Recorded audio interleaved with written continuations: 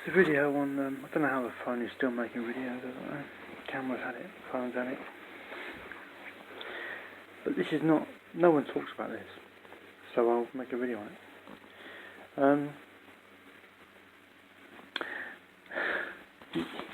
If you go down the high street, like, you go to your bank, like, and they'll probably, I don't know, I haven't been in the bank for that many years, that long now, I can't remember the last time, Because there's no need for people to go into the bank, because you can go bank online, can't you? You can take money out of one account online and put it in another account online, can't you? Easy. Been able to do it for years, right? So, banks, this is a video about digital banking v digital asset banking, and the two are completely different. Digital banking is basically, you don't need to go down the high street to go to the bank, get on the bus or drive in your car down to the bank and actually go to the bank and then walk in and queue up here. And when you queue up, you've got people sort of trying to pull you out the queue and say, did you know you can do that on the cash point instead of actually going to the counter? Yeah.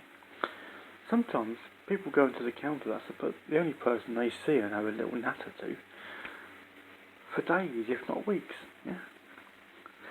But people, you can bank online now, so there's no need to go to the high street, which means that you've got banks out. The people that can afford to pay shop rent, leases on the shop, are banks, but they don't need to because their customers can bank online. Yeah? So there's no need to have the bank, so is there? That's digital banking. Digital asset banking is something that traditional banks don't understand, because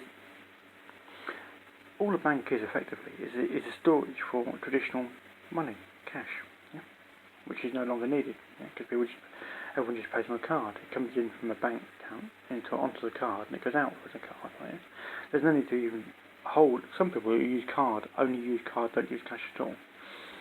They probably wouldn't even know what 50 quid note looks like, or 20 quid note looks like. Which I don't know. I can't remember the last time I even see a 50 quid note. I don't. It's like 10 quid and 5 quid and 20 quid. But digital asset banking is completely different, because traditional banks don't understand digital assets, which is why traditional banks cannot value digital assets. They value traditional assets, which is like cars and houses, that sort of thing. But they have no idea of how to value. You wouldn't walk into your local bank and say, can you value this NFT that's only been out since, it's usually a fake coffin. This NFT that's only been out since 2017. Yeah. Asking a traditional bank to value that, they wouldn't have a clue. Right? Asking a traditional bank to value a blockchain domain name that's only been issued. They've only been about for about 2021. Right? Even less than a year, about a yearish. Traditional banks have got absolutely no idea about how to value digital asset banking, digital assets. But before long, you're going to see in the high street a new type of bank, and it's going to be for digital assets only. You won't be able to take cash into the bank because it won't recognise cash. It's just it will, but obviously to pay out in cash, but it won't.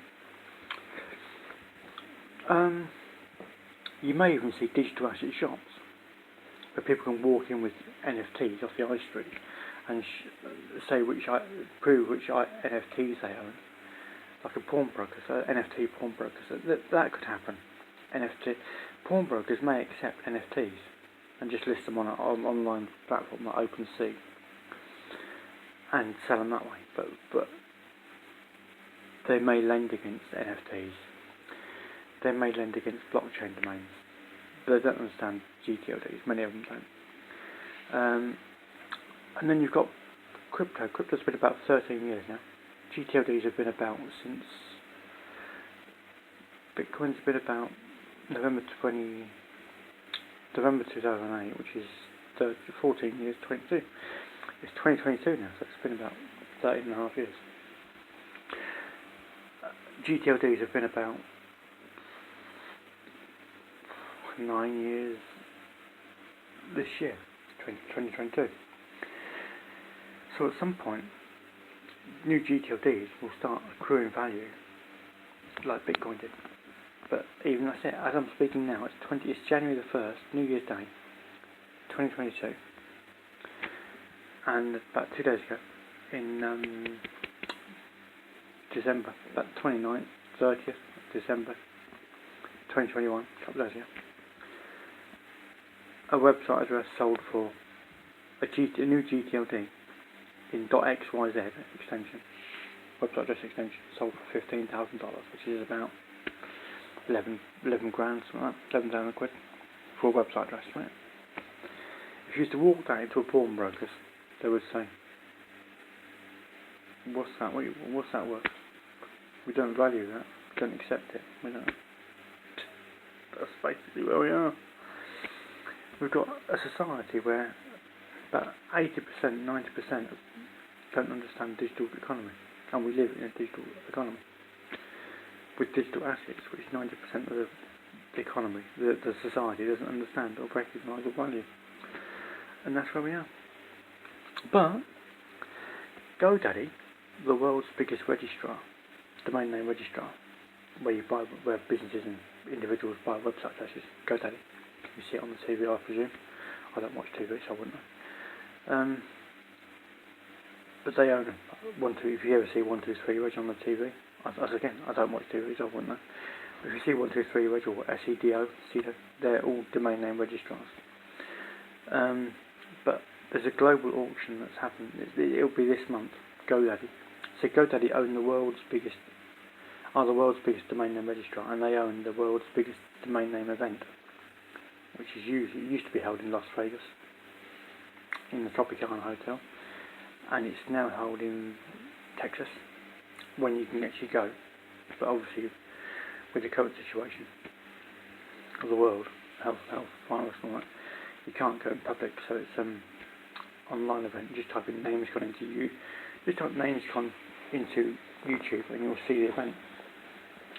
But that's where people buy and sell domain names and learn about domain names and web hosting and all that, everything to do with website addresses and the values and brokers and all that.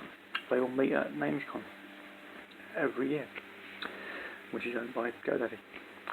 But that's just me waffling now. But that's basically it. So that's the digital one. See, at some point, I can see at some point someone like Google, Facebook, or Amazon. I can see Google actually making a bid for GoDaddy. I can see it because Google are a registrar. But GoDaddy have bought, like domain name investors back in the 90s. They used to just keep on buying domains and almost like hoarding domains. Yeah? But they then got to large portfolios of good quality, proper valuable domain names, and GoDaddy have been buying portfolios from domain name investors, the best domains. So GoDaddy pretty much owns some of the best worldwide domain names in the world. And as domain names like Digital Land on the internet, GoDaddy owns pretty much most of the internet land space. But the tech giants like your Meta, your Facebook, your Amazon, Google, your Bill Gates and Microsoft will want to own the digital land on the internet, which GoDaddy owns. And at some point, one of them will actually make a bid, I'm sure, for the GoDaddy. Next few years, I think it's going to happen. Because someone's already just bought a big part of a part of GoDaddy, just invested in GoDaddy. But at some point, someone's going to make a bid before. What happens if Tesla makes a bid for GoDaddy, which you can afford out of his own back pocket? He owns they've got spaceships going to the moon or space station, but they could own the digital land on the internet. But Elon Musk understands all that. So does Facebook, so does Zuckerberg, so does Google, so does Amazon. They understand website addresses, domain names, and the power that they have. This is just me waffling. Yeah, you won't understand it, I wouldn't have thought, unless you're actually into domain names. Domain name people understand it, and investors and brokers understand that the domain name is the digital land. Without domain names, there is no internet. Without no internet, there's no Facebook, Google, Amazon, or Microsoft, is there?